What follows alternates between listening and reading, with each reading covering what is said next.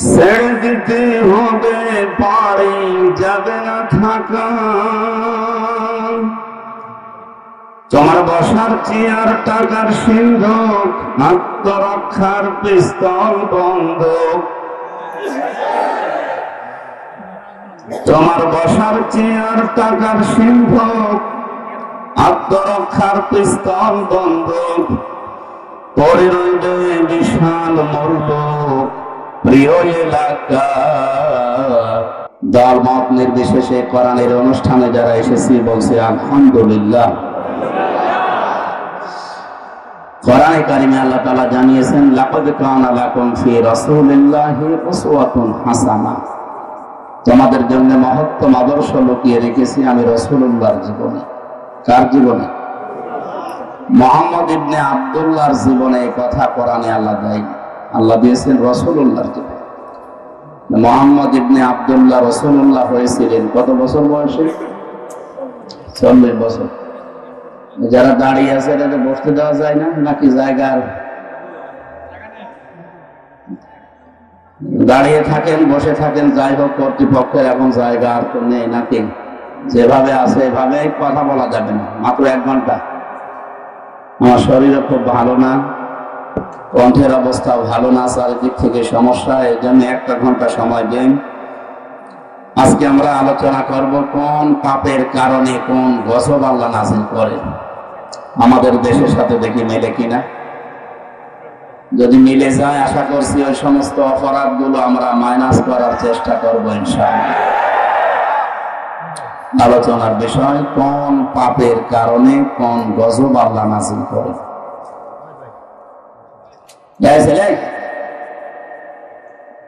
বললাম না ইশারায় কাজ করবা, কথা বলবো না। এরপরে কেউ কথা বলেন দেখি। এটা কি মমতাজের গানের অনুষ্ঠান? যাতা এসে দুলিয়া দিলাম হয়ে গেল। রহমত দোলানোর জিনিস দোলাবো কি? আমার কণ্ঠ দিয়ে আপনাদেরকে শোনানো লাগবে যে কণ্ঠে কথা বের হবে যে কায়দা, সে কায়দাতে করতে দিন। আপনাদের কথা আমার উপরে বলছে। আবার কথা বলেন।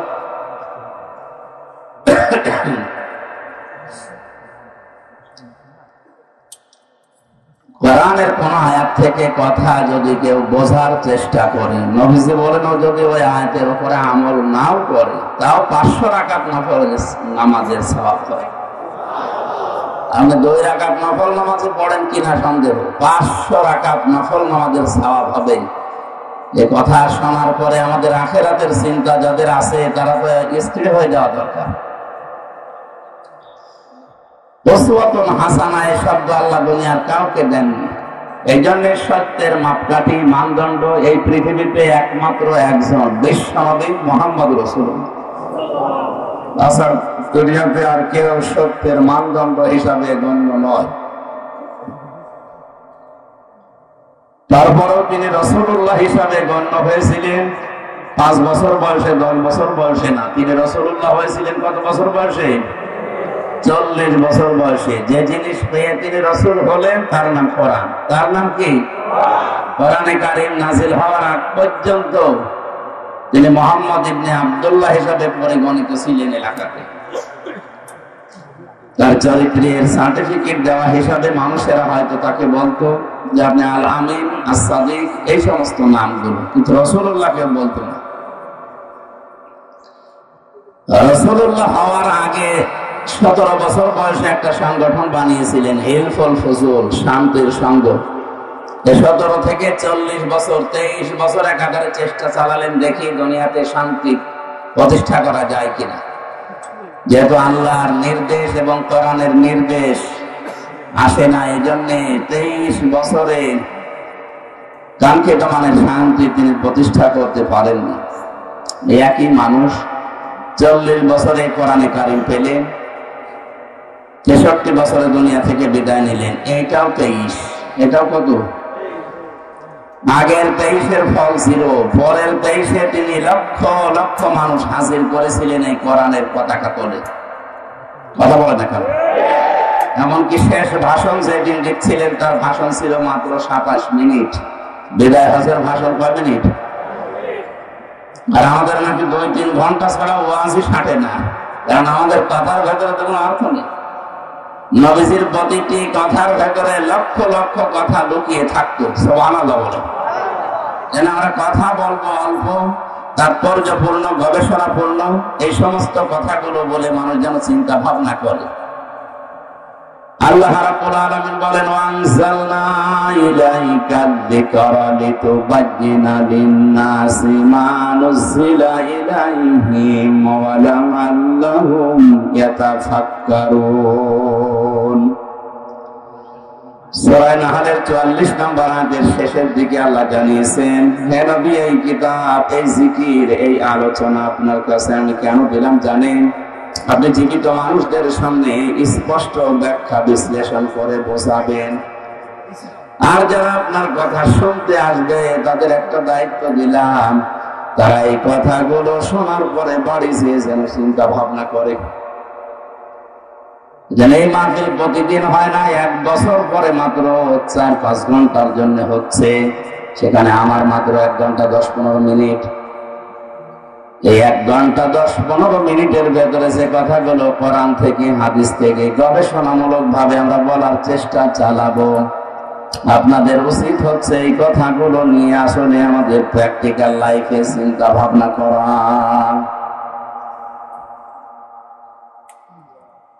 নবীজির প্রথম 23 বছরের ফল ছিল, পরের 23 বছরে তিনি হিরো বানিয়েছিলেন হযরতে ওমরের মতো, আবু বকরের মতো। এমনকি তার সামনে যখন বিদায় হসে 27 মিনিটের বক্তব্যের সময় মানুষ ছিল তার সামনে প্রায় 1,14,000। 1,14,000 মানুষের জন্য শেষ ভাষণ দেওয়ার সময় নবীজি বলেছিলেন, তারাক্তু ফীকুম আমরাইন, আমি 2টি জিনিস তোমাদের জন্য রেখে গেলাম। লান তাদিল্লু, তাদিল্লু মজারে বর্তমান, ভবিষ্যৎ, প্রেজেন্ট, ফিউচার। এর আগে লান এসেছে, আরবি গ্রামার অনুযায়ী কথাটার অর্থ দাঁড়ায় কখনোই তোমরা পথভ্রান্ত হবে না, পথভ্রষ্ট হবে না, লাঞ্ছিত হবে না। এমনকি কথার ভেতরে না খেয়ে থাকবে না, এই কথা আছে। তাদিল্লু শব্দের প্রায় 33টা অর্থ আমি পেয়েছি। লাঞ্ছিত হবে না, না খেয়ে থাকবে না, মায়ের খাবে না, অপমান হবে না, দুনিয়ায় মাথা উঁচু করে তোমরা বাঁচতে পারবে। সে যে 2টা জিনিস রাখলাম, লান তাদিল্লু মান তামাসসাকতুম বিহিমা কিতাবাল্লাহ ওয়া সুন্নাতু রাসূলি। 1 নম্বরে তোমাদের জন্য আমি আল্লাহর কিতাব কোরআনে কারীম রেখে গেলাম, 2 নম্বরে আমার সুন্নাহ, আমার আদর্শ রাখলাম। জোরে বলেন সুবহানাল্লাহ। আমার মুসলমান ভাইরা, কথাগুলো খেয়াল করে শোনেন। 1,14,000 মানুষ তার সামনে। বিশ্ব নবীর ডান দিকে হযরতে আবু বকর, বাম দিকে ওমরের মতো মানুষ বসা ছিল। জাবালে রহমত, যেই পাহাড়ের উপরে তিনি দাঁড়িয়ে এই কথাগুলো বলছিলেন, আমি নিজে উঠেছিলাম ওই পাহাড়ে। বিশ্ব নবীর এই পাহাড়ের পাদদেশে 1,14,000 মানুষ দাঁড়িয়ে আছে। নবীজি কিন্তু হযরতে আবু বকরের নাম বলেননি, ওমরের নাম বলেননি। যে 2জন আমার পাশে বসে আছে, এরা 2জনে জান্নাতি। এরা 2জন কি? 10 জন মানুষকে জীবিত অবস্থায় যে জান্নাতের গ্যারান্টি দেওয়া হয়েছিল, তার ভেতরে 2জনের নাম আছে না নেই? নবীজিকে বলতে পারতেন না, এই যে আবু বকরকে রাখলাম, এই যে ওমরকে রাখলাম, আমার পরে যদি এদেরকে অনুসরণ করো তোমরা জান্নাত পেয়ে যাবে, বলেছিলেন? বলেন বলেন।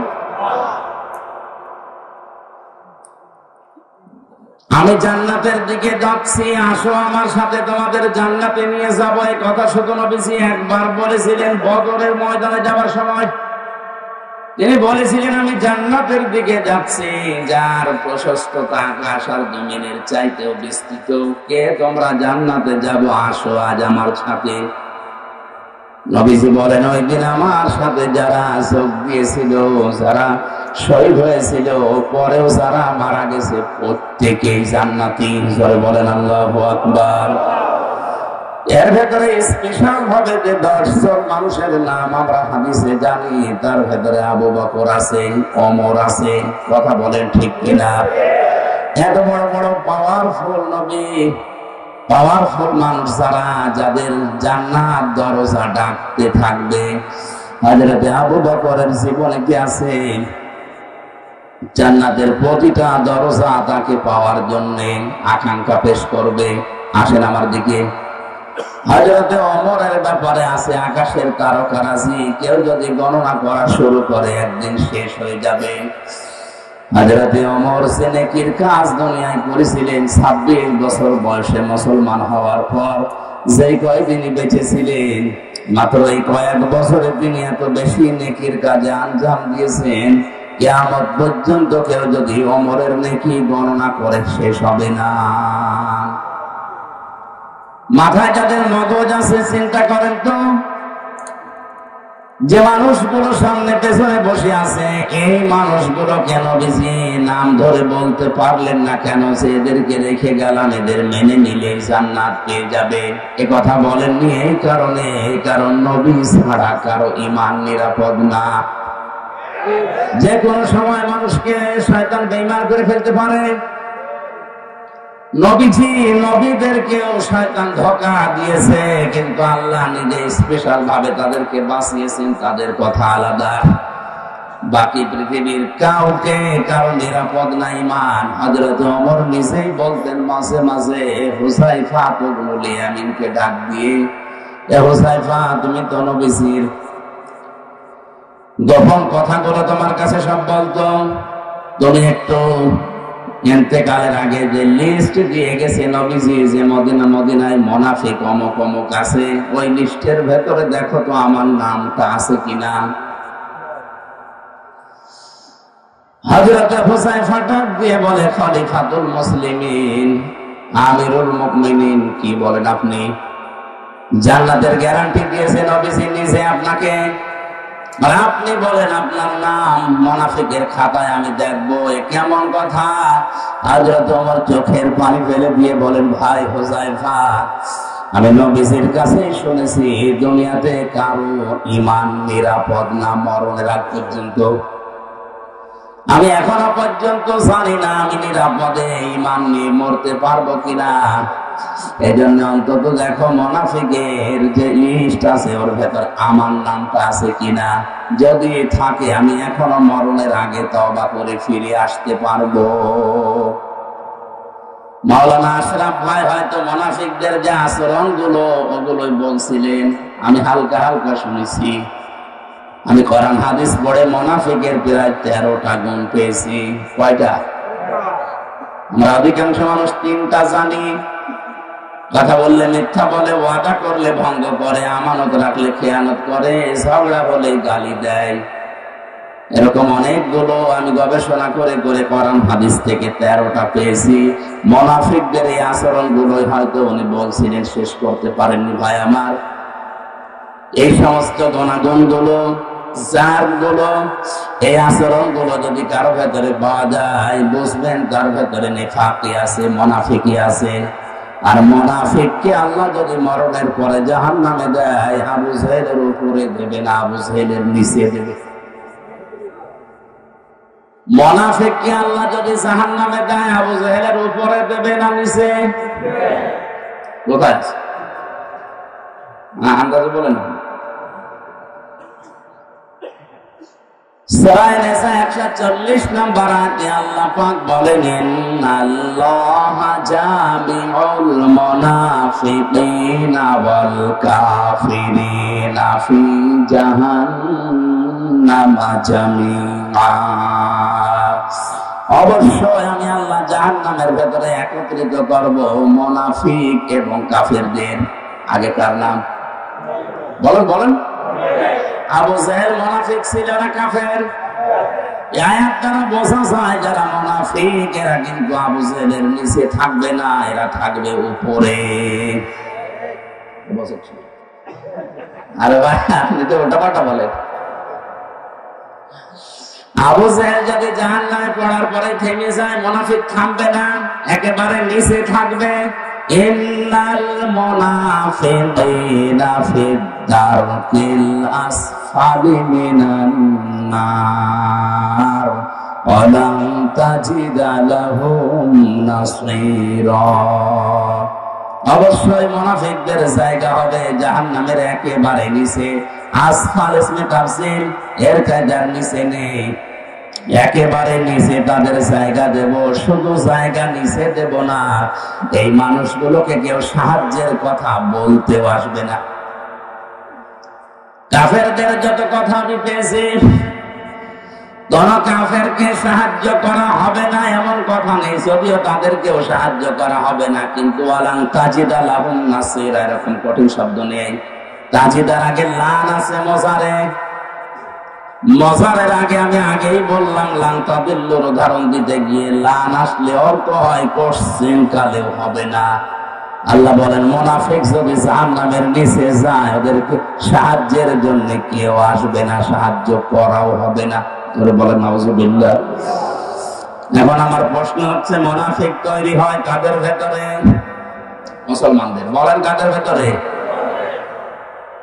কোন ইহুদি, কোন খ্রিস্টান, কোন বৌদ্ধ, কোন হিন্দু, কোন মাজুসি, যত জাতি এখন পৃথিবীতে এখন প্রায় ৪৫০০ জাতি আছে, কোন জাতির ভেতরে মুনাফিক তৈরি হয় না। মুনাফিক শুধুমাত্র তৈরি হয় মুসলমানদের ভেতরে। আমরা যেহেতু মুসলমান হিসাবে দাবি করি, তাহলে মুনাফিকের জার আমাদের ভেতরে থাকার সম্ভাবনা বলে না কেন? হযরত ওমর যদি বলেন এখনো যদি আমার নামটা থাকে আমি তাওবা করে ফিরে আসবো, ভালো হয়ে যাবে মরণের আগে, আমাদের ওই চিন্তা ভাবনার দরকার নেই। কেউ যদি বলে আমি ইহুদি দেখবো, তাহলে আপনি ইসরায়েলে যান, শুধু ইহুদি পাবেন। তামাম দুনিয়ার নিকৃষ্ট জাতি হিসাবে এখন যারা পরিচিত, জঘন্যতম জাতি হিসাবে যারা দুনিয়ায় পরিগণিত, এখন তারা হচ্ছে ইহুদি। দুনিয়ার যত অপকর্মের মূল হোতা এই ইহুদিরা। কথা বুঝতেছে? খ্রিস্টানকে যদি দেখতে চান, আপনি আমেরিকায় যান, শুধু খ্রিস্টান পাবেন। কেউ যদি বলে আমি বৌদ্ধ দেখবো, চীনে যান, মায়ানমারে যান, শুধু বৌদ্ধ পাবেন। কোন মানুষ যদি বলে আমি মুশরিক দেখবো, পাশের রাষ্ট্রে ভারতে যান, শুধু মুশরিক পাবেন। এখন যদি বলেন জাহান্নামের একেবারে নিচে থাকবে যারা মুনাফিক, আমি দেখবো, এই দেশে পাঠানো লাগবে, কারণ দেশে ৯৬% মুসলমান। মুনাফিক এই দেশে টাকার সম্ভাবনা আছে না নেই? মুনাফিকদের ১৩টা আচরণের ভেতরে ১১ নম্বরে আমি পেয়েছি, ওদের সব সহ্য হয়, আল্লাহর কোরআনের কথা সহ্য হয় না। কোরআনে কারীম জানিয়েছে ওয়াইদা কিলা লাহুম তাআলাউ ইলা মা আনজালাল্লাহু ওয়া ইলার রাসূলি রাআইতাল মুনাফিকিনা ইয়াসুদ্দুনা আনকা সুদুদা। সূরা নিসার ৬১ নম্বর আয়াতে আছে, আল্লাহ পাক বলেন হে নবী, যখন আপনি মানুষদেরকে বলবেন আসো আল্লাহ এবং রাসূলের আদেশের দিকে আসো, রাআইতাল মুনাফিকিনা, আপনি দেখতে পাবেন মুনাফিক যারা ইয়াসুদ্দুনা আনকা সুদুদা, আল্লাহ এবং রাসূলের আইনের কথা, আদর্শের কথা বলা মাত্রই তারা আস্তে করে পেছন দিক থেকে কেটে পড়বে। হয়তো বিভিন্ন নাম দিয়ে তারা কাটবে। কিছু কিছু মানুষ বলবে এটা রাজনীতি, আজ দেশে বলে না। আল্লাহর আইনের কথা বলতে গেলে, রাসূলের আদর্শের কথা সঠিকভাবে তুলে ধরতে গেলে বলে এটা রাজনীতি, এ ওয়াজ হচ্ছে না, আস্তে করে চলে যায়। আপনি বলেন ১০০০ বছর আগে সূরা নিসার ৬১ নম্বর আয়াতে আল্লাহ যা যা বলেছে বাংলাদেশের সাথে এখন মিলে যাচ্ছে। আমার তো মনে হয় আমি যে কথা বলছি এখন খাপের খাপ মুনতাজের আপনি যাচ্ছেন। মুনাফিকের দেশে এখন আছে, আল্লাহর আইনের কথা বললে এর কাছে রাজনীতি মনে হয়, রাসূলের আদর্শের কথা বললে, রাসূলের বিচার ব্যবস্থার কথা বললে এর কাছে রাজনীতি মনে হয়। বলে এটা আমাদের সংবিধানের বাইরের কথা। পৃথিবীর সবচেয়ে বড় সংবিধান আল্লাহর কোরআন। وَكَذَلِكَ أَنزَلْنَاهُ حُكْمًا عَرَبِيًّا وَلَئِنِ اتَّبَعْتَ أَهْوَاءَهُمْ بَعْدَ الَّذِي جَاءَكَ مِنَ الْعِلْمِ مَا لَكَ مِنَ اللَّهِ مِنْ وَلِيٍّ وَلَا ظَهِيرٍ। জোরে বলেন আল্লাহু আকবার। সূরা রাদের ভেতরে আল্লাহ পাক জানিয়েছেন, হে নবী, এই কোরআনকে আমি আল্লাহ দুনিয়ায় সংবিধান করে নাযিল করলাম। এটা বাদ দিয়ে কোন মানুষ যদি মন মস্তিষ্কের তৈরি করা মন মতো আইন কানুন নিয়ম নীতি বানিয়ে পরিবার সমাজ চালাতে চায়, সে কাউকে সাহায্যকারী হিসাবে পাবে না। জোরে বলেন নাউজুবিল্লাহ। এই জন্য আমাদের উচিত হচ্ছে, আমরা যেহেতু মুসলিম, আমাদের একমাত্র আদর্শ হওয়ার কথা যার নাম বলেছি উসওয়াতুন হাসানা, দুনিয়ায় কেউ না, মুহাম্মাদুর রাসূলুল্লাহ। আজকের পোস্টারের প্রথমে আপনারা লিখে দিয়েছেন, তোমাদের জন্য রাসূল সাল্লাল্লাহু আলাইহি ওয়াসাল্লামের জীবনে মহত্তম বা সর্বোত্তম আদর্শ লুকিয়ে আছে আল কোরআন। এটা সূরা আহজাবের 21 নম্বর আয়াতের প্রথম অংশে আছে। আমার প্রশ্ন, পরবর্তী শব্দগুলো লিখতে পারতেন। আল্লাহর নবীকে আদর্শ হিসাবে পাবে যাদের ভেতরে 3টা গুণ আছে। কয়টা? এর পরবর্তীতে আল্লাহ সিরিয়াল করে দিয়েছেন, লিমান কানা ইয়ারজুল্লাহ ওয়াল ইয়াউমাল আখিরা ওয়া যাকারাল্লাহা কাসীরা। এক নম্বরে যে মানুষগুলো লিমান কানা ইয়ারজুল্লাহ, আল্লাহ রাব্বুল আলামিনের দিকে যারা ফিরে আসে, রাজা ইয়ারজু মানে ফিরে আসা। 2 নম্বরে যে মানুষগুলো দুনিয়াতে ওয়াল ইয়াউমাল আখিরা, কিয়ামতে জবাব দেওয়া লাগবে, বিশ্বাস করে। 3 নম্বরে যাকারাল্লাহা কাসীরা, যাদের জীবনে সব জায়গায় বেশি আল্লাহর আলোচনা হয়। কার? বলেন বলেন। তাহলে এই বাংলাদেশে 18 কোটি মানুষের জন্য রাসূলুল্লাহ আদর্শ এখনো সবার জন্য হয়নি, কারণ এই 3টা গুণ আমরা অধিকাংশ মানুষের ভেতরে দেখতে পাচ্ছি না। কথা বলা হয়। আমি শর্ত দিলাম মাওলানা হাফিজকে, আপনি যদি কুষ্টিয়ায় যান আপনার সাথে আমি যাব। শর্ত দিয়েছিলেন আপনি যদি যান। এখন উনি যদি সকালে না যায়, আমার যাওয়ার দরকার আছে। আল্লাহ তাআলা বলেন, উত্তম আদর্শ, সর্বোত্তম আদর্শ তোমাদের জন্য রাসূলুল্লাহ, কিন্তু 3টা গুণ থাকা লাগবে। কয়টা? সবাই বলেন, সবাই বলেন। আপনার ভেতরে আছে কিনা আপনি মিলান। যদি না থাকে, কোরআনে কারীম আমার সামনে সূরা আহজাবের 21 নম্বর আয়াতকে সাক্ষী রেখে বলছি, মরণের পরে বিনা হিসাবে বিনা বিচারে আপনি জাহান্নামে। আপনি যতই নামাজ পড়ে, রোজা রাখেন, 5 কোটি 10 কোটি 20 কোটি মাথায় দেন, যদি মনে করেন আমার তো ঈমান আছে না, আপনার ঈমান নেই। কারণ এই 3টা গুণ যদি কারো না থাকে, সে রাসূলুল্লাহকে আদর্শ পায়নি। আর রাসূল যার আদর্শ হয়নি, ওর ঈমান নেই, ওটা বেঈমান। খুব মনোযোগ সহকারে শুনেন। আল্লাহ রাব্বুল আলামিন বলেন, 1 নম্বরে যারা সব কাজ আমি আল্লাহর দিকে ফিরে আসার নিয়তে করে, যে কোনো কাজে হাত দেওয়ার আগে চিন্তা করে, আল্লাহ এই কাজে আমার আল্লাহ রাজি আছে তো। আজকে যে গাড়িতে আসলাম, লোকটাকে আমি এর আগে কোনোদিন দেখেছি বলে মনে হয় না, কিন্তু যে ভালোবাসা আমার প্রতি দেখিয়েছে, দুনিয়ার স্বার্থ পাওয়ার জন্য না, এটা আল্লাহর জন্য। দুনিয়ায় যাকে আপনি ভালোবাসবেন, যাকে এগিয়ে দেবেন, সাহায্য করবেন, লোক দেখানোর জন্য, স্বার্থ পাওয়ার জন্য না। যে মানুষগুলো শুধুমাত্র আল্লাহর জন্য কাউকে ভালোবাসে।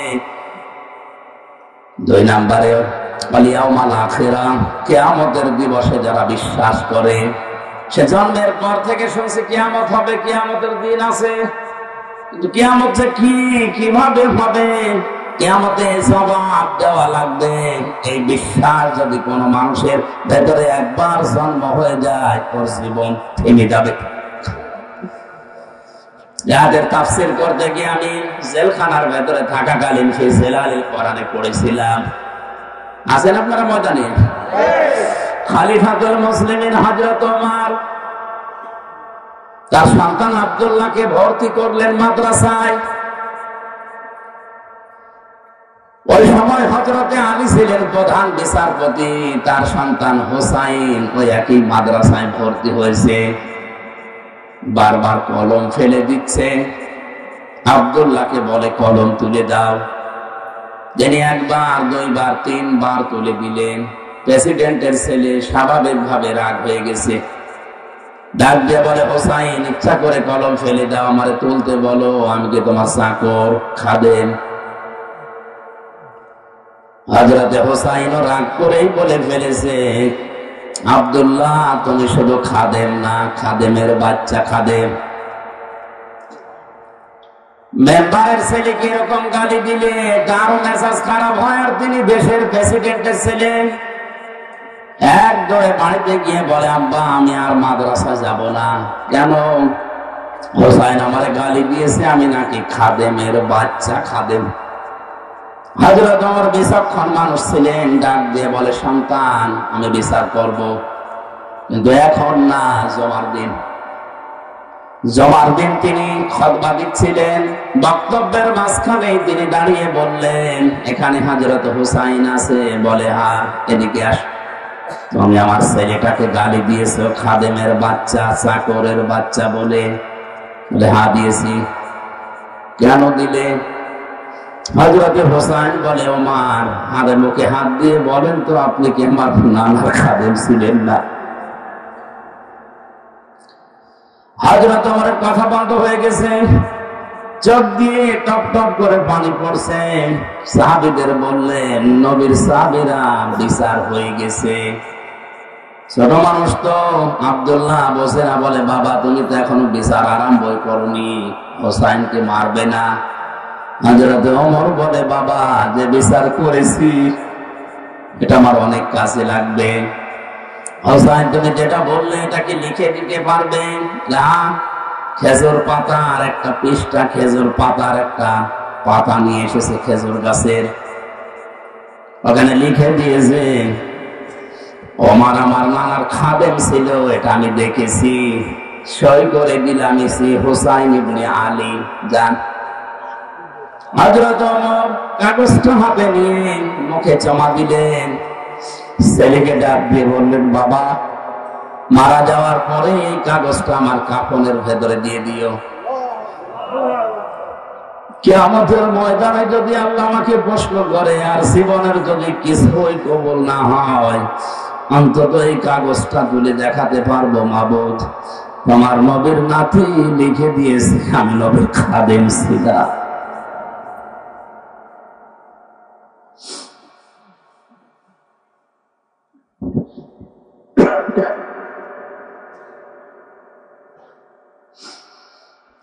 এই ওসিলায় হলেও তুমি আমাকে আজকে মাফ করে দাও।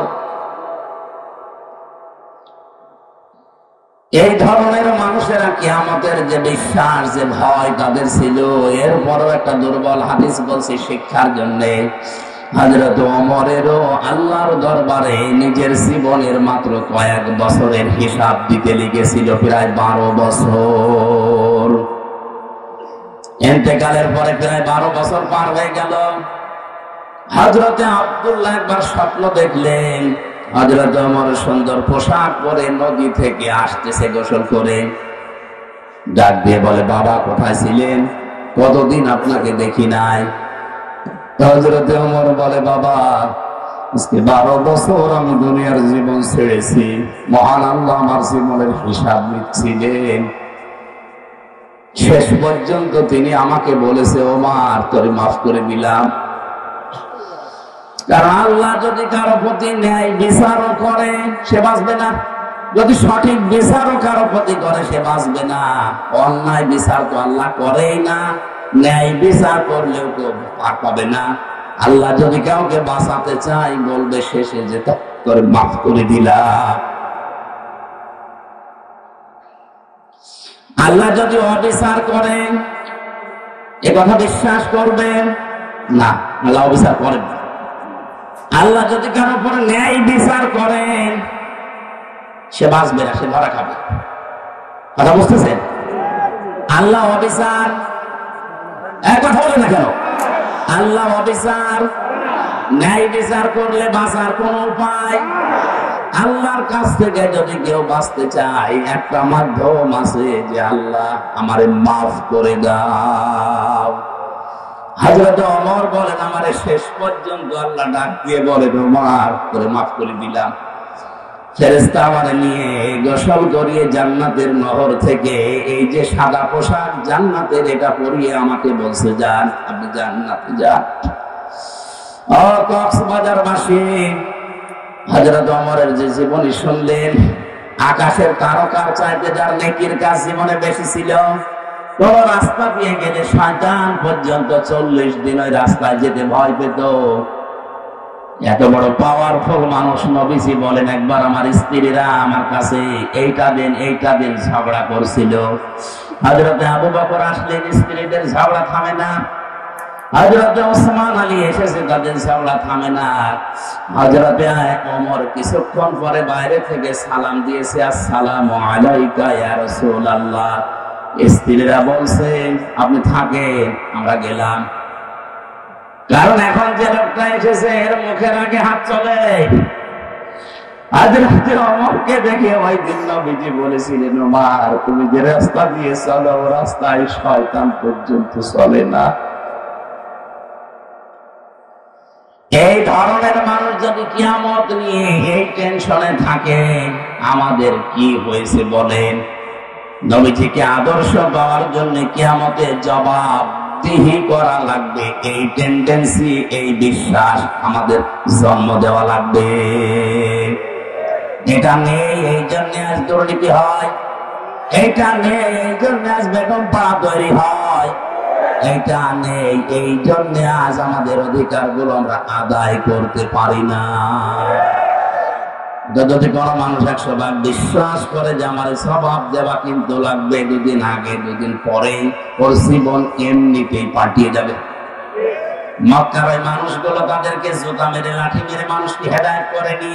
নবীজি এই কিয়ামতে জবাব দেওয়া লাগবে এই কথাগুলো যখন তুলে ধরেছে, ওই মানুষ যাদের বিবেক ছিল, বুদ্ধি ছিল, যাদের কপালে হেদায়েত ছিল, তারা এমনিতেই এই কথাগুলোর উপরে ঈমান এনে পাল্টিয়ে গেছে। আমি রাসূলুল্লাহকে আদর্শ পাওয়ার জন্য 3 নম্বরে বলেছিলাম ওয়া যাকারাল্লাহা কাসীরা। যাদের জীবনে সবচেয়ে বেশি জিকির থাকবে, আলোচনা থাকবে আল্লাহর। আল্লাহ কাসীরা দিয়েছেন, কলিলানে দেননি, আবার কাসীরুন দেননি, কাসীরা আছে। সব থেকে বেশি তাদের মুখে, তাদের পরিবারে, সমাজে, রাষ্ট্রে, তাদের সব জায়গায় নাম থাকবে, আলোচনা থাকবে কার? কালিমাতুল্লাহি হিয়াল উলিয়া, আল্লাহর কালিমা তাদের উপরে থাকবে। আমার মনে হয় সংসদ ভবন থেকে শুরু করে আমাদের এই ইউনিয়ন পরিষদের অফিস পর্যন্ত সব জায়গায় আল্লাহু আকবার বড় করে লিখে রাখা দরকার। দেখলে আল্লাহর নাম মনে হয়, কিন্তু এগুলো না দিয়ে এমন এমন জিনিস আমরা টাঙিয়ে রাখি, আল্লাহর নাম তো দূরের কথা, কার নাম মনে হয় আল্লাহ জানে।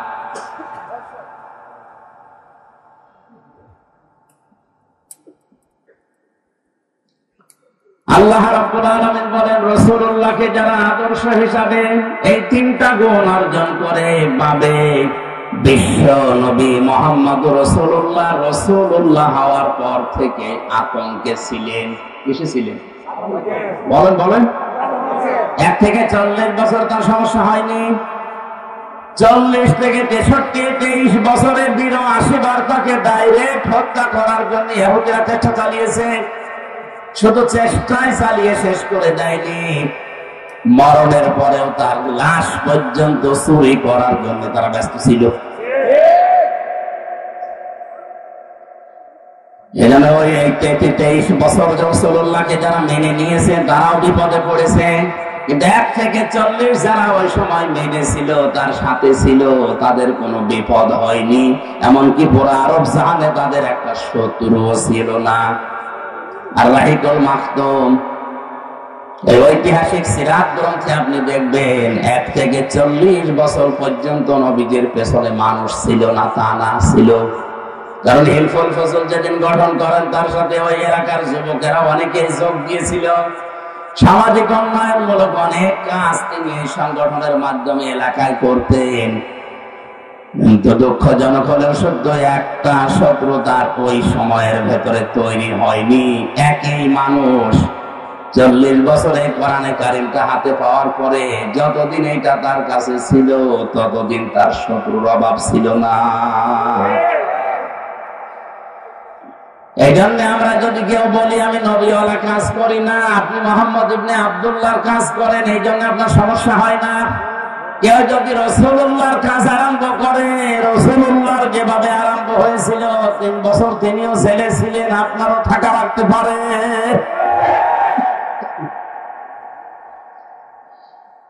আমাদের উচিত হবে যে আয়াতটা আপনারা লিখে দিয়েছেন, এটা আমাদের বাস্তব জীবনে যদি আমরা সেট করতে চাই, ওই 3টা শর্ত আমাদের মানা লাগবে। এই শর্তগুলো আমার, আল্লাহ। আরো জোরে বলেন কার? আল্লাহ আমাদের মেনে নেওয়ার তৌফিক দিন, জোরে বলেন আমিন। আমার আলোচনার বিষয় বলেছিলেন কোন পাপে কোন গজব। জবান খুলে কোরআনের এই সোনালী আয়াত সূরা রুম 41 নম্বর আয়াতটা পড়েছি। পড়েন আউযু বিল্লাহি মিনাশ শাইতানির রাজীম, বিসমিল্লাহির রহমানির রহিম।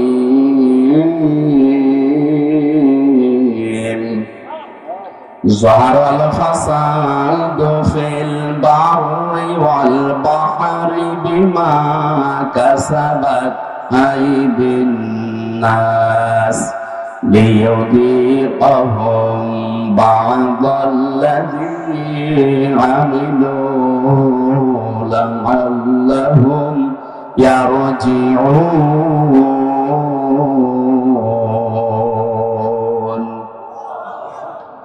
আল্লাহ রাব্বুল আলামিন বলেন, জলস্থলে যে বিপর্যয়, যে অশান্তিগুলো, যে গজবগুলো দেখতে পাও, এগুলো আমি একটাও দিতে চাই না। এগুলো সব তোমাদের হাতের পাপ, কামাই করা ফসল। আমি কেন এগুলো দেই মাঝে মাঝে জানো? অতিবৃষ্টি, অনাবৃষ্টি, মাঝে মাঝে এ জমিনকে ঝাঁকুনি দেই।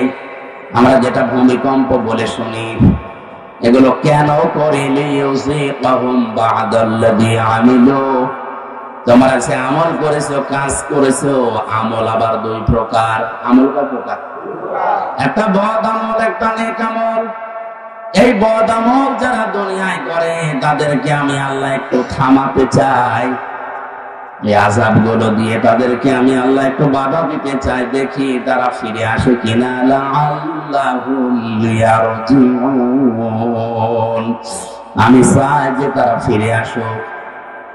কপাল পোড়া মানুষ আমরা, মাঝে মাঝে এগুলো আমাদের সামনে আসতেছে।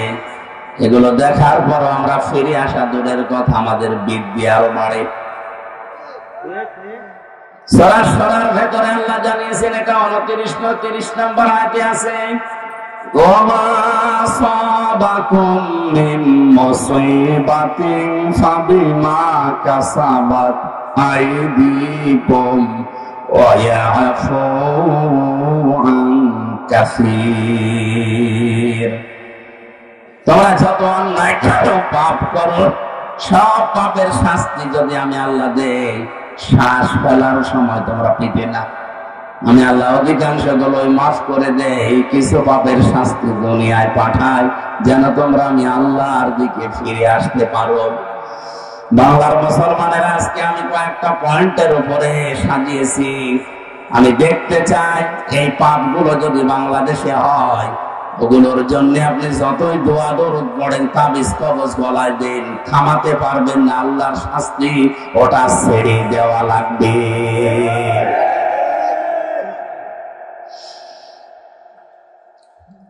কারিমে সূরা আনকাবুত আয়াত নাম্বার 40 41 فَكُلًّا أَخَذْنَا بِذَنبِهِ فَمِنْهُمْ مَنْ أَرْسَلْنَا عَلَيْهِ حَاصِبًا وَمِنْهُمْ مَنْ أَخَذَتْهُ الصَّيْحَةُ وَمِنْهُمْ مَنْ خَسَفْنَا بِهِ الْأَرْضَ وَمِنْهُمْ مَنْ أَغْرَقْنَا وَمَا كَانَ اللَّهُ لِيَظْلِمَهُمْ وَلَكِنْ كَانُوا أَنفُسَهُمْ يَظْلِمُونَ سبحان الله والحمد لله لا إله إلا الله سبحان الله والحمد لله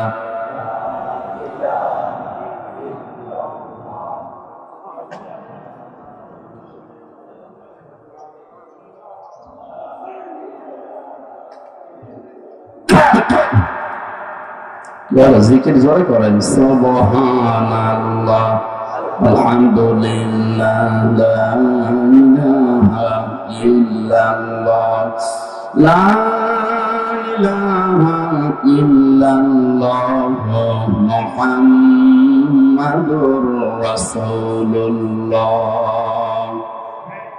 আয়াত বুঝতে কষ্ট হচ্ছে?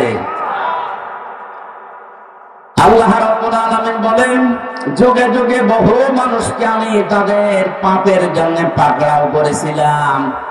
কাউকে আমি সানজা নামক বৃষ্টি দিয়ে, পাথরের বৃষ্টি দিয়ে, কাউকে ডুবিয়ে, কাউকে পানি দিয়ে, জলোচ্ছ্বাস দিয়ে দুনিয়া থেকে আমি তাদেরকে বিদায় করে দিয়েছি। কাউকে জমিনের ভেতরে গেড়ে দিয়েছি। আমি কারো উপরে আল্লাহ জুলুম করি না, মানুষ নিজেরাই নিজেদের উপরে জুলুম করে। কথা বলেন ঠিক কিনা? আমি প্রথম বলেছিলাম আল্লাহর বিচার ব্যবস্থা 3 প্রকার। 1 নম্বরে আল্লাহ জুলুম, কথা বলে না কেন? 2 নম্বরে আল্লাহ ন্যায় বিচার করলে কেউ বাঁচবে।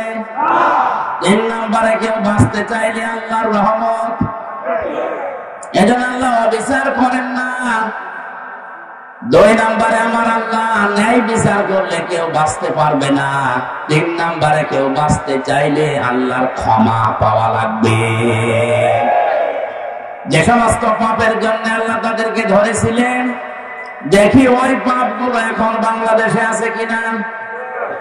আল্লাহ রাব্বুল আলামিন বলেন, وَإِلَى مَدْيَنَ أَخَاهُمْ شُعَيْبًا قَالَ يَا قَوْمِ اعْبُدُوا اللَّهَ مَا لَكُمْ مِنْ إِلَٰهٍ غَيْرُهُ قَدْ جَاءَتْكُمْ بَيِّنَةٌ مِّن رَّبِّكُمْ فَأَوْفُوا الْكَيْلَ وَالْمِيزَانَ وَلَا تَبْخَسُوا النَّاسَ أَشْيَاءَهُمْ وَلَا تُفْسِدُوا فِي الْأَرْضِ بَعْدَ إِصْلَاحِهَا ذَلِكُمْ خَيْرٌ لَكُمْ إِن كُنتُم মুমিনিন। আল্লাহু আকবার। আমি শুআয়বকে পাঠিয়েছিলাম মাদিয়ান শহরে তার ভাইদের কাছে।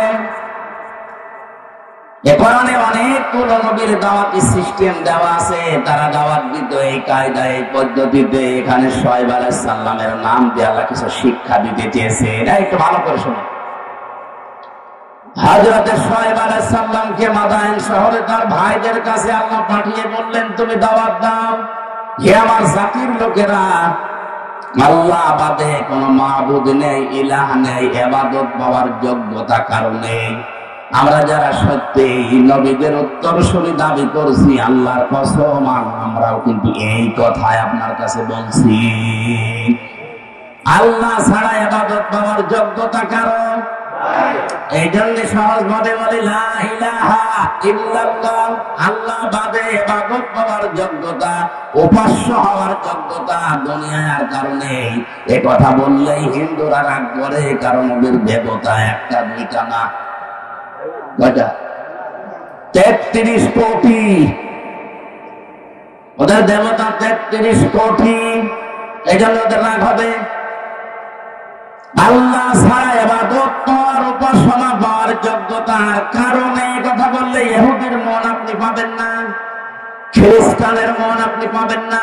ওয়ালান তারদা আনকাল ইয়াহুদ ওয়ালান নাসারা হাত্তা তাত্তাবিআ মিল্লাতাহুম কুল ইন্না হুদাল্লাহি হুয়াল হুদা। হে নবী, কখনো ওরা আপনার পদে ইহুদি খ্রিস্টানরা রাজি হবে না যতক্ষণ আপনি তাদের যে ধর্ম অনুসরণ না করবেন। ওদের ধর্মে খোদা কয়জন?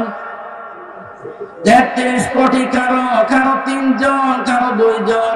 বিভিন্ন জিনিসকে তারা খোদা হিসাবে মেনে নিয়েছে, উপাস্য হিসাবে ইবাদত পাওয়ার যোগ্যতা তারা ভাগ ভাগ করে দিয়েছে। একমাত্র জাতি মুসলিম। 175 কোটি মানুষের ভেতরে হয়তো ভুল ত্রুটি থাকতে পারে, কিন্তু লা ইলাহা ইল্লাল্লাহর ব্যাপারে কোনো পার্থক্য আমাদের নেই। আমরা মনে প্রাণে বিশ্বাস করি, এ কথা কাজে লাগাতে চাই। আল্লাহ ছাড়া ইবাদত পাওয়ার যোগ্যতা কারো, উপাসনা পাওয়ার যোগ্যতা কারো। নবীদের দাওয়াত এইটাই ছিল, ইয়া কওমি ইবুদুল্লাহ মা লাকুম মিন ইলাহিন গায়রু। আল্লাহর ইবাদত করো, কারণ তিনি ছাড়া কোনো ইলাহ নেই। এরপরেই হযরতে শুআয়ব আলাইহিস সালাম তার জাতির লোকের কাছে যে মেসেজটা দিয়েছেন, নবীদের দাওয়াতি পদ্ধতি আপনাকে আমি বলছি। বাদিজা আতকুম বাইনাতুম মির রাব্বিকুম, অবশ্যই তোমাদের রবের পক্ষ থেকে তোমাদের কাছে স্পষ্ট দলিল, প্রমাণ, নিয়ম নীতি, আইন কানুন এসেছে। সে আইনের ভেতরে 2টা কথা এখানে আল্লাহ পাক দিয়েছেন, ফাউফুল কাইলা ওয়াল মিজানা ওয়ালা তাবখাসুন নাসা আশিয়াআহুম।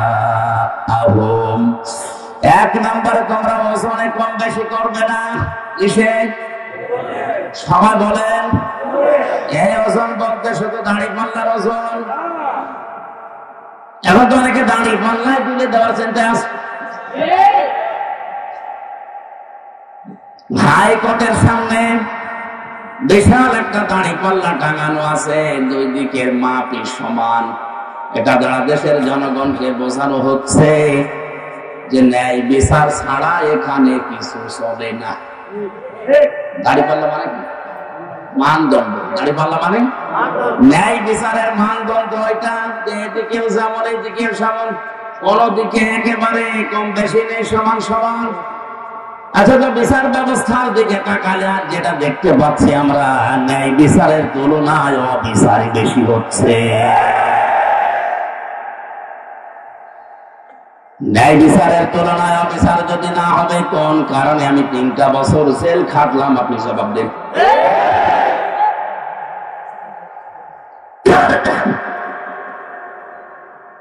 হযরতে শুআয়ব ডাক দিয়ে বলেছিলেন, আমার জাতির লোকেরা তোমরা এই পাপটা ছেড়ে দাও, ওজনে কম বেশি করবা না। কারণ এই পৃথিবীতে আল্লাহ যত মানুষকে লানত দিয়েছেন, বরদোয়া দিয়েছেন, তার 1 নম্বরে তারা ওয়াইলুল লিল মুতাফফিফিন আল্লাযীনা ইযা কালু আলান নাসি ইস্তাওফুন ওয়া ইযা কালুহুম আও ওয়াসানুহুম ইখসিরুন। ধ্বংস হয়ে যাক, বরবাদ হয়ে যাক, আমি আল্লাহর লানত ওই মানুষগুলোর উপরে যারা ওজনে কম বেশি করে। কিসে? বলেন বলেন। এই ওজন বলতে যারা দোকানদার তারা না, এই যে এইটাও এইটাও, এই যে মঞ্চটা, এই যে মেম্বারটা, এটা হক কথা বলার জায়গা। এখানে বসে যারা সঠিক কথাগুলো বলতে চায় না, তারাও কম বেশি করছে। প্রাইমারি স্কুল থেকে বিশ্ববিদ্যালয় পর্যন্ত যারা শিক্ষকতা করছেন, এটা যেহেতু রেকর্ড হচ্ছে, কালকে তামাম দুনিয়ায় ছড়াবে। আমার বিশ্ববিদ্যালয়ের স্যাররা অনেকে মন খারাপ করে, আমি জানি। আল্লাহর কসম, শিক্ষক যারা আমার মাথার তাজ, আপনাদেরকে আমি ভালোবাসি। আমি কোরআন আপনাদের কাছেই পড়েছি, যতটুকু আমি বুঝেছি। আপনারা ওইভাবে বুঝেন না কেন? প্রাইমারি থেকে বিশ্ববিদ্যালয় স্যার পর্যন্ত যে যতটুকু পেয়েছে, ওজনে কম বেশি করা মানে নেওয়ার সময় বেশি নেয়, দেওয়ার সময় এদের প্রতি লানত কার? হ্যাঁ, কথা বলা লাগবে, লানত কার? বিশ্ববিদ্যালয়ে স্যার হওয়ার জন্য কত জ্ঞান লাগে, আমি নিজে অনার্স মাস্টার্স করতে গিয়ে দেখেছি। একজন ডক্টর 45 থেকে 50 মিনিটের একটা ক্লাস নেয়, কমপক্ষে 40-50টা বইয়ের রেফারেন্স তার দেওয়া লাগে। কারণ সামনে যারা বসে আছে ওরা গরু ছাগল না, সব মেধাবী। বিশ্ববিদ্যালয়ে গরু ছাগল চান্স পায়? বাংলাদেশের মেধা যাদের বেশি তারা ওখানে যায়, আর তাদের সামনে বসে 40-45 মিনিট আপনি বক্তব্য দেবেন। সলিমদ্দি কলিমদ্দির মতো না, কোন কনসার্ট না, এক টান দিয়ে দিলাম, একটা দুলিয়ে দিলাম, হয়ে গেল না। অন্তত বিশ্ববিদ্যালয়ে যারা ক্লাসের মতো ক্লাস নেয়, তাদের 40-50টা বইয়ের রেফারেন্স দেওয়া লাগে। আমরা জানি ভার্সিটিতে কোনো বই ওইভাবে নেই। স্যারদের লেকচার গুলো থেকে লাইব্রেরিতে হাজার হাজার বই আছে, ওখান থেকে বাছাই করে প্রশ্নের উত্তর তৈরি করা লাগে। এই যে স্যাররা এই পর্যায়ে এসে তাদের কত মেহনত করা লেগেছে, তারাও তাদের শিক্ষকের কাছ থেকে কত কিছু পেয়েছে। নেওয়ার সময় তারা তো ঠিক মতোই নিয়েছে, কিন্তু দেওয়ার সময় অধিকাংশ স্যাররা আমাদেরকে ওইভাবে দিতে চায় না। আর প্রাইমারি থেকে আপনি দেখান, মাদ্রাসা বলেন, স্কুল বলেন, কলেজ বলেন, ভার্সিটি বলেন, সব জায়গায় ক্লাসে 45 মিনিটে যেটা দেওয়ার কথা ওইটা ঠিক মতো দেয় না, বলে প্রাইভেট করা, কোচিং করা লাগবে। এটা আপনি নেওয়ার সময় ঠিক মতো নিয়েছিলেন, দেওয়ার সময় ঠিক মতো দিলেন না, এইটাই ওই রুমির মতো ফিফেন। আপনি তো নেওয়ার সময় ঠিক মতোই নিয়েছিলেন, যদি ওইভাবে দিতেন আমার আর প্রাইভেট পড়া লাগতো না, কোচিং করা লাগতো না। বেশি বলে ফেললাম। এটাই চলছে অধিকাংশ আছে কি স্যাররা, এই রাজশাহী বলেন, কুষ্টিয়া বলেন, বরিশাল বলেন, চট্টগ্রাম বলেন, এই সমস্ত জায়গা থেকে ঢাকায় যে প্রাইভেট ভার্সিটিতে ক্লাস নেয়। সরকার আপনারা যেখানে রেখেছে এই জায়গায় আপনি যতগুলো লোক পেয়েছিলেন ওইটা ডেলিভারি দিতে পারেন না। হযরতে শুআয়ব নবী এই কথা তার জাতির কাছে বললেন যে তোমরা ওজনে কম বেশি করবা না। আলা তাবখাসুন নাসা আশিয়া, এক একটা শব্দের ভেতরে লক্ষ লক্ষ কথা এরকম পয়েন্ট আকারে আছে, যত টানবে তত বের হবে। আমার শরীরের দিকে, গলার দিকে, আরে ঘড়ির দিকে তাকে আমি খুব তাড়াতাড়ি করছি। ওয়ালা তাবখাসুন নাসা আশিয়াহুম ওয়ালা তুফসিদু ফিল আরদি বা'দা ইসলাহিহা। দ্বিতীয় নম্বরে, দুনিয়াতে শান্ত হয়ে যাওয়ার পরে অশান্তি করার জন্য পায়তারা করবা না, যেটা সবচেয়ে বেশি চলছে এই বাংলাদেশে। যালিকুম খায়রুল লাকুম, এইটাই ভালো কাজ। ইন কুনতুম মুমিনিন, যদি মুমিন বলে দাবি করে থাকো, ওজনে কম বেশি করা আজকে থেকে বন্ধ করা লাগবে। এই ওজনে কম বেশি মানে খাদ্যে ভেজাল দেওয়া আছে, এক কথা বলেন না কেন?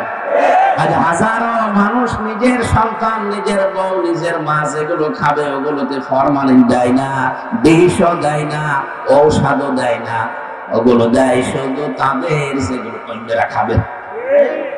যারা ফরমালিন দিচ্ছেন, বিষ দিচ্ছেন, ঔষধ দিচ্ছেন, এগুলোর কারণে যে ফলগুলো তরতাজা দেখতে মনে হয়, ধোঁকা খেয়ে আমাদের মতো মানুষ আমরা কিনে নিয়ে আসি, আমাদের কিডনি নষ্ট হয়ে যায়। এখন বলে এগুলো যারা করছেন ওই ব্যবসায়ীরা, আপনার দ্বারা আমার কিডনি, আমার হার্ট, আমার মস্তিষ্ক নষ্ট হয়ে যাচ্ছে। আপনি মানুষ হত্যা করার গুনাহ কামাই করছেন। আপনার ওপরে আল্লাহর লানত, আল্লাহর বরদোয়া।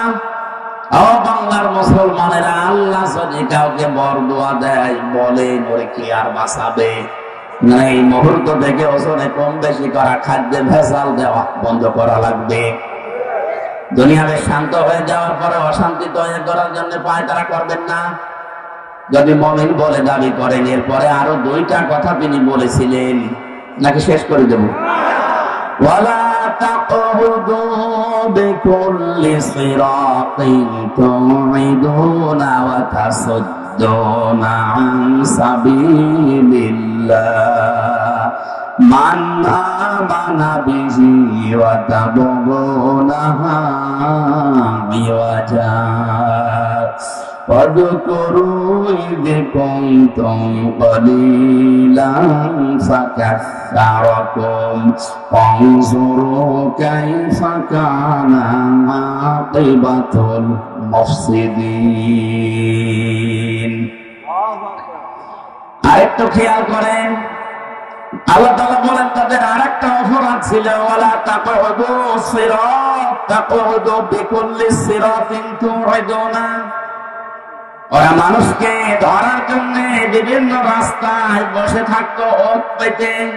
আজ বাংলাদেশে এই গোনাটাই 15 বছরের সবচাইতে বেশি বেড়েছে। ওত পেতে থাকে, কখন কারে ধরিয়ে দেওয়া যায়। এই জেলায় মনে হয় এখনো শুরু হয়নি। হয়তো একটা সভাপতি হিসেবে রাগারাগি হয়েছে, ঝগড়া হয়েছে, রাজনৈতিক একটা সেল লাগিয়ে তার গোপনে ধরিয়ে দেওয়ার জন্য থানায় উনি আগে 10,000 টাকা দিয়ে এসেছে যে অমুককে ধরে নিয়ে আসো। উনি ধরে নিয়ে যায়, নিজে আবার ছাড়ায়। মাঝখান থেকে লোকটার প্রায় 50,000 টাকা আল্লাহর লিখিয়ে ফেলেছে। এটা একটু বেশি বলে ফেললাম।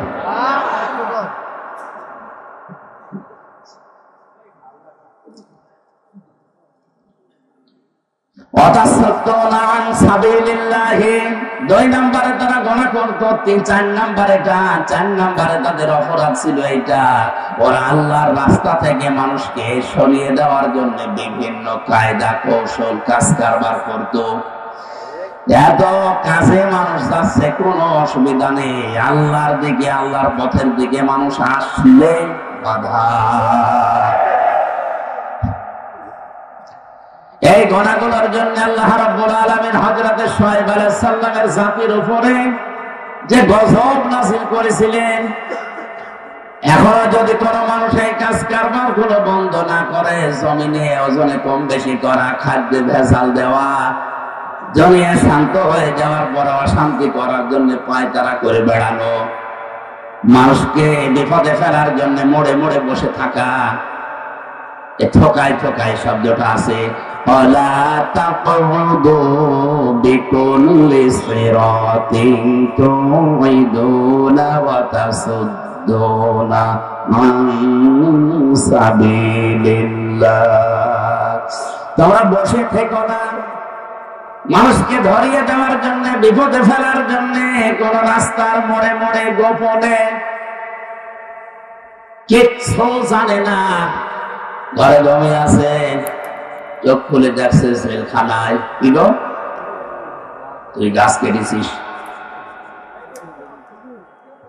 তুই গাড়িতে আগুন লাগিয়েছিস, অথচ কিচ্ছু জানে না। 2-1 দিন ঠিক ওইভাবে কেটে যাচ্ছে, চোখ খুলে আবার দেখছে বাড়িতে। কি গো, খোঁজ নিয়ে দেখা গেল বাড়ি থেকে প্রায় 2 লাখ টাকা চলে গেছে। এইটা যদি কেউ বন্ধ না করে, আমার আল্লাহ তাদের উপরে মাঝে মাঝে ভূমিকম্প দেয়। রানা প্লাজা এমনি ধসে পড়েনি। অনেকে বলেছিল যে মনে হয় অনেকে ধাক্কা দিয়ে ফেলে দিয়েছে। আরে ভাই, ধাক্কা দিয়ে বিল্ডিং ফেলে দেওয়া, আপনি ফেলে তো দেখি। 357টা বিল্ডিং এ ফাটল ধরেছে বছরে।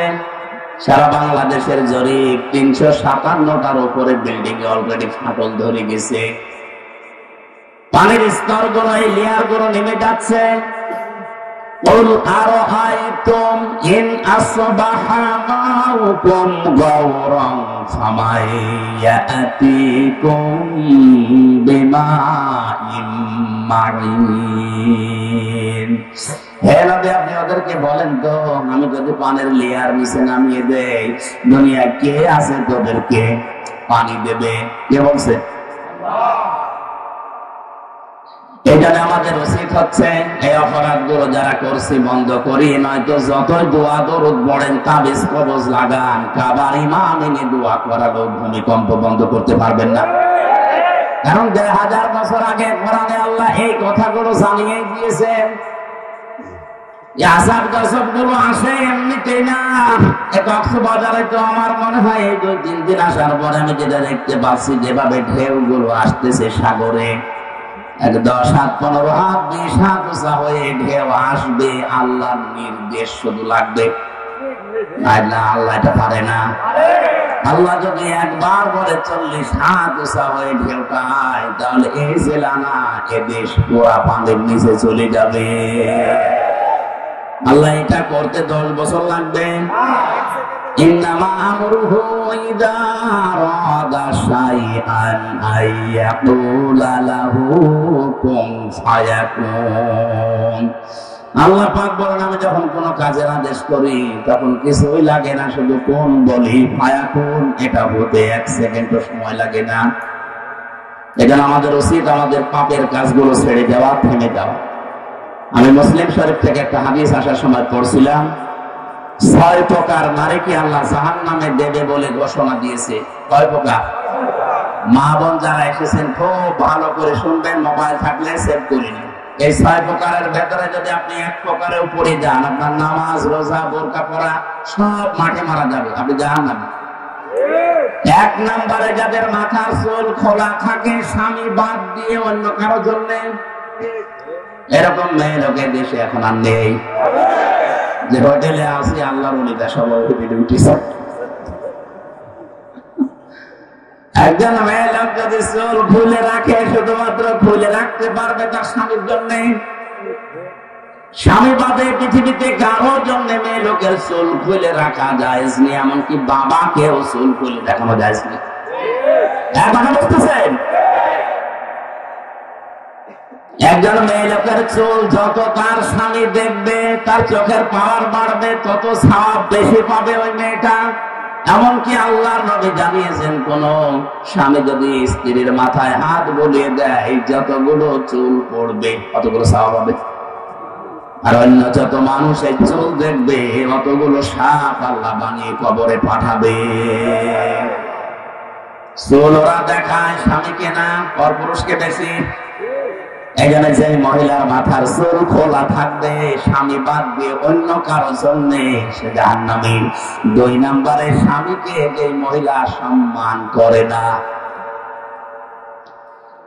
3 নম্বরে স্বামীকে বাদ দিয়ে দেবর, ননদ বা অন্য কারো সাথে যারা হাসি তামাশায় লিপ্ত থাকে বেশি সময়, স্বামীর কাছে আসলে মুখ গোমরা হয়ে থাকে।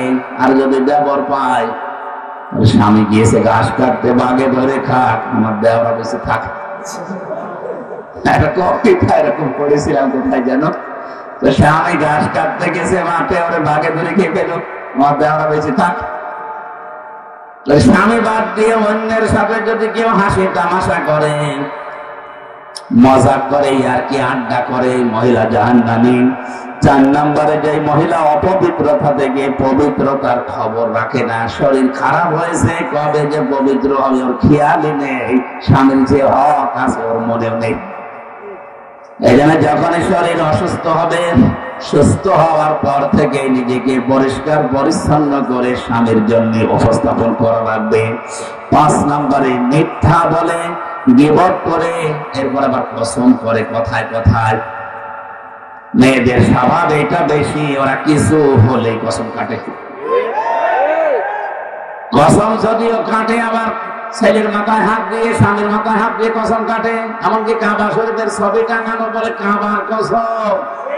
দুনিয়াতে একজনের নামে শুধু কসম কাটা যায় আছে, কে? বলেন বলেন। আমরা কসম কাটি বড় যে জিনিস সে জিনিসের উপরে এ দুনিয়ার সবচেয়ে বড় বলেন বলেন।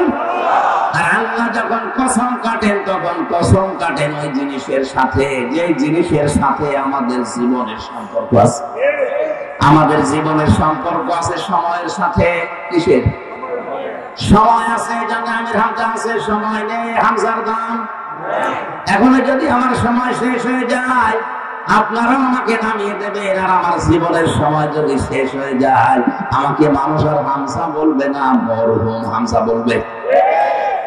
এজন্য মানুষের জীবন সংক্রান্ত কথাগুলো বলতে গিয়ে আল্লাহ জানিয়েছেন ওয়ালা আসরি ইন্নাল ইনসানা লাফি খুসর। সময়ের কসম, জীবনের কসম, হায়াতের কসম, ইতিহাসের কসম। যেহেতু মানুষের হায়াত আছে, মানুষ আছে, জীবন আছে, মানুষ আছে, এগুলো না থাকলে মানুষের আর দাম থাকে না। এর সম্পর্ক মানুষের জীবনের সাথে রিলেটেড। এই জন্য আল্লাহ মানুষের জীবন সংক্রান্ত কথা বলতে গিয়ে কসম দিয়েছেন হায়াতের, সময়ের। জোরে বলেন সুবহানাল্লাহ। আমরা যেহেতু কসম দিতে পারি শুধুমাত্র আল্লাহ ছাড়া আর কারো নামে না। মা বোন যারা এসেছেন কসম যদি কাটতেই হয় আল্লাহ নামে কাটবেন। তাছাড়া পৃথিবীর কোন পীর বাবার নামে, কোরআনের নামে, কাবা শরীফের নামে ছেলের মাথায় মেয়ের মাথায় হাত দিয়ে কসম কাটা জায়েজ নেই। 6 নম্বরে যারা অন্যের সুখ দেখে জ্বলে,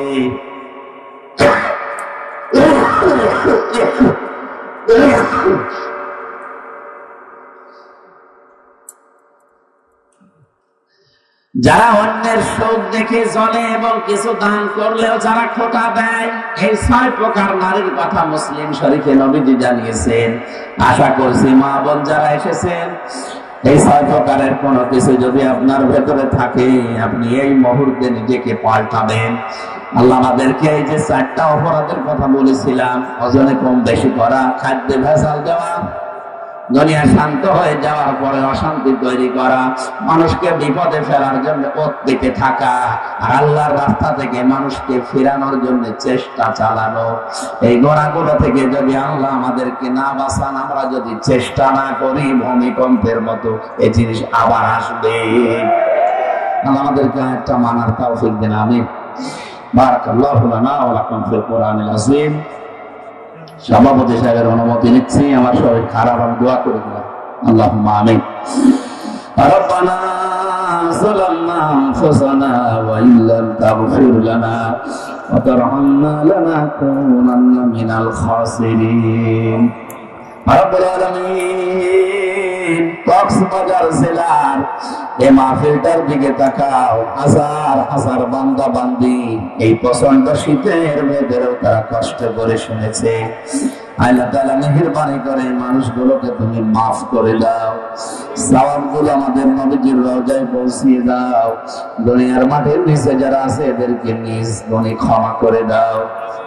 মাহফিলের সভাপতি সহ প্রধান অতিথি সহ যারাই আমরা এসেছি, আমাদের জীবনে এই গুনাহগুলো যদি থাকে তুমি দূর করে দাও।